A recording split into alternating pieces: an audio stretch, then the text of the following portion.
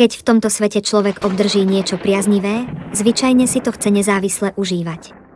Nálada oddanosti ale tkvie v tom, že sa človek vzdáva ako aj priaznivých, tak aj nepriaznivých vecí a jedinú hodnotu vidí v Krišna vedomí a jeho šírení. Občas sa stane, že riadením osudu získame šťastie a inokedy riadením osudu trpíme. V oboch prípadoch sú ale tieto stavy dočasné a oddelené od skutočnej totožnosti duše. Kto teda vlastne trpí alebo je šťastný? Táto iluzórna energia je tak mocná, že ju nie je schopný prekonať nikto. Jedine milosťou Najvyššieho Pána môžeme získať duchovný zrak úmerne nášmu odovzdaniu. Žiadna miera intelektuálnej kapacity a individuálneho uvedomenia nedokáže nahradiť to, čo dáva Krišna prostredníctvom oddanosti jemu. Je to práve on, kto spôsobuje zabudnutie a rovnako aj rozpamätanie sa na absolútnu pravdu.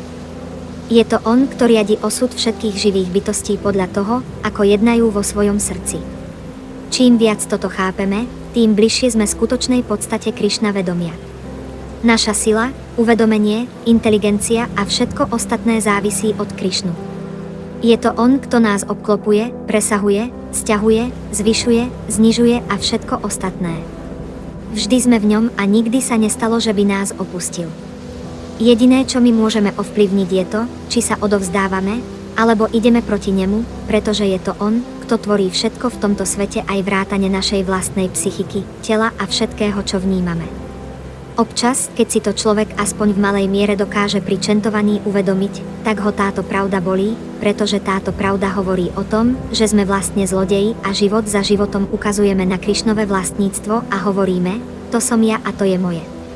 Takto v mnohých zrodeniach hráme rôzne fiktívne role skrze jemnú podobu falošného ega v troch kvalitách hmotnej prírody. Táto skutočnosť je pre podmienenú živú bytosť tak bolestivá, že keď si uvedomí aspoň v malej miere, ako Krišnu okráda a zanedbáva, tak je zahambená a prepadne žiaľu nad tým, že opustila svojho najlepšieho priateľa, ktorý jej neustále vychádza v ústrety. V tomto svete duša prijíma rôzne podoby v rámci vonkajšej ilúzie. Všetky tieto podoby sú ale iba masky navlečené na pôvodné vedomie Krišnu.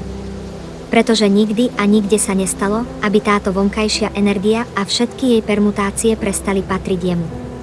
Len vďaka hmotnej ilúzii získavame dojem mnohých nezávislých bytostí súperiacich o hmotné zdroje a ďalšie hodnoty v rámci rôznych permutácií troch kvalít hmotnej prírody. Všetky tieto vonkajšie veci aj vrátane tiel a duší v nich sú totiž jeho. V tejto realite existuje len jeden ultimátny boss a ním je Krišna. Ani davy polobohov, mudrcov a asurov sa v žiadnom aspekte nevyrovnajú Krišnovi, pretože sú všetci v každom ohľade vždy a všade závislí od jeho rozmanitých energií. Nikto v tomto svete neexistuje plne nezávisle.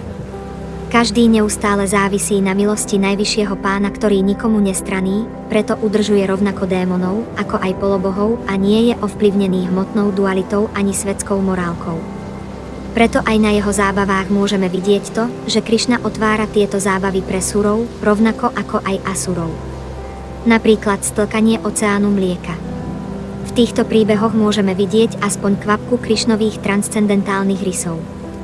Jeho transcendentálne rysy sú všeobecne totiž nepochopiteľné pre obyvateľov tohto sveta, no pomocou oddanosti môžu duši byť jeho milosťou postupne odhalené rôzne záhady o jeho totožnosti, činnostiach a oddaných, rovnako ako aj fakt toho, že Krišna nezávisí na okolnostiach, symboloch a hodnoteniu v rámci hmotných kvalít prírody. Jeho transcendentálna povaha sa plne vymyká našim skúsenostiam a pomerom. Krišna sa hlbšie nevyjavuje nikomu, kto za ním prichádza po hmotné požehnania. Ak chce niekto skutočne viac pochopiť Krišnu, musí mať ozajstný záujem o oddanosť a prijať vedenie jeho pokročilých oddaných, gúrua a šástry, pretože na vlastnú päsť je každý vopred určený k porážke.